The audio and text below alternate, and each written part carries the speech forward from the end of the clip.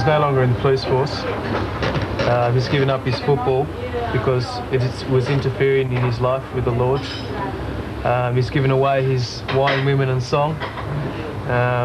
He's given away a lot of his sinful ways.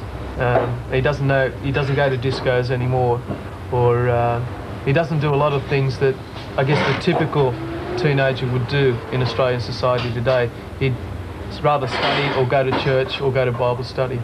Once a policeman, Michael Mihail is now a top student at a theological faculty in Greece. At the moment, I'm on a scholarship. I'm studying theology at Thessaloniki in Greece.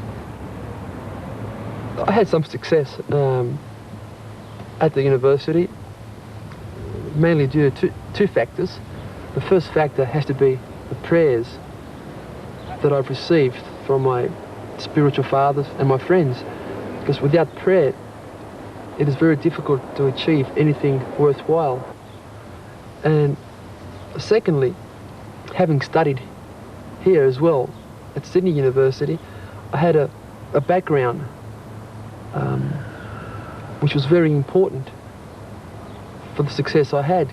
In a Sydney suburb of Newtown, for 34 years, Michael's parents, George and Helen Mihail, have been working in their coffee shop, 7 days a week, 365 days a year.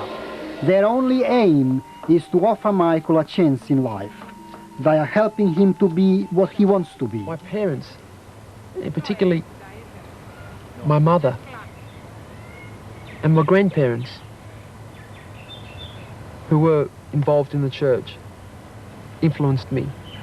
My great-grandfather was a priest. My grandfather was a priest. I have uncles who are priests. And I think their presence was my stimulation to consider their way of life and where it differed from mine. And in considering our lives, my life lacked what they had and what I wanted. My only ambition or desire is to serve the church. And if my plans do not help me in that manner, I will not do them. Michael had the change of plans. He left the police force. I had a great job. I had money. You know how discos looked like? Yes, I knew what discos looked like. I had fast cars? Yes, I had a life in the fast lane, as it were.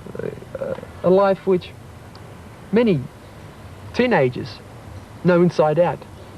A life with all its trappings. But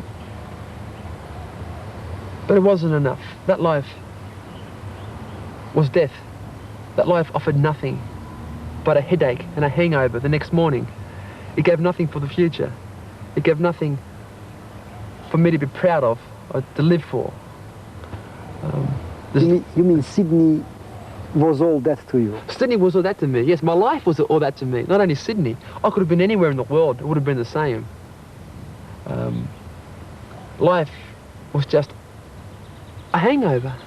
I think God called Michael specifically to go to Thessalonica. He may call me or Linda specifically to be missionaries in Papua New Guinea, for example. He may call Jim to be a missionary in a football side. God calls us to specific places, and he happened to call Michael to Greece.